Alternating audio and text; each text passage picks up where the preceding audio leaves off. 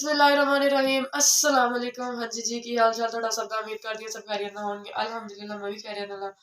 अच्छा जी ते अज शादी ते जाना सी ते पहली दफा अज मैं मेकअप करवाउण लगी सी क्योंकि मम्मा पहले मेकअप नहीं करवाउण दिंदे, कहंदे तेरी उम्र नहीं हैगी हले।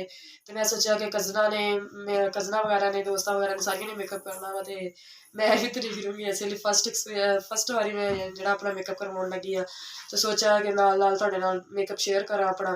ते इस लेई तुहाडे नाल आहिस्ता आहिस्ता अपना सारा मेकअप शेयर करदे आं, रेडी हुन्ने आं।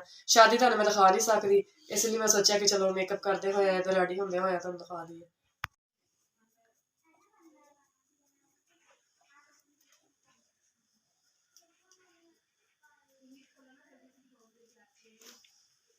तू हस।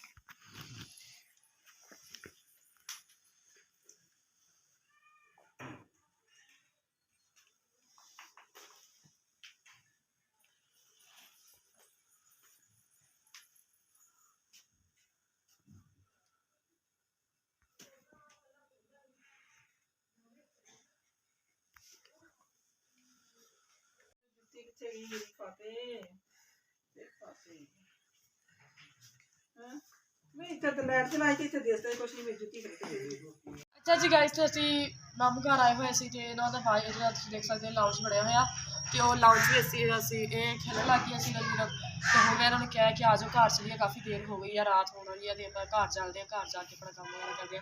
ਤੇ ਹੁਣ ਬਦਤਮੀਜ਼ੀ ਕਰਦੀਆਂ ਵੀ ਮੇਰੇ ਨਾਲ, ਚਲੋ ਚਲੀਏ ਘਰ। ਅਸੀਂ ਚੱਲ ਚੱਲ ਜਾ ਚਲੋ। ਮੈਂ ਕਹਿੰਦੀ ਭਈਆ ਇੰਨੀ ਸ਼ਾਮ ਹੋ ਗਈ ਆ, ਉਤੋਂ ਤੁਸੀਂ ਘਰ ਕਿਉਂ ਨਹੀਂ ਜਾਂਦੀਆਂ ਭਈਆ?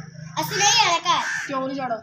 नहीं जाना सी मामू घर जाने की वजह दसो ना क्यों नहीं जाना? ਅਸੀਂ ਬਸ ਮਾਮੂ ਘਰ ਜਾਣੇ। ਨਹੀਂ ਕਿਉਂ ਕੀ ਵਜ੍ਹਾ ਹੋਊਗੀ ਫੇਰ ਯਾਰ ਤੁਸੀਂ ਜਿਹੜੇ ਮਾਮੂ ਘਰ ਰਹਿਣਾ ਵਾ। ਅਸੀਂ ਬਸ ਮਾਮੂ ਘਰ ਜਾਣੇ ਤੇ ਰਹਿਣੇ ਹੀ ਰਹਿਣੇ। ਵਜ੍ਹਾ ਵੀ ਨਹੀਂ ਕੋਈ? ਨਹੀਂ ਵਜ੍ਹਾ ਤੇ ਮੈਂ ਬੋਲਦੀ ਨਹੀਂ ਤੁਹਾਡੇ ਨਾਲ, ਜਾਓ ਨਾ ਬੋਲੇ।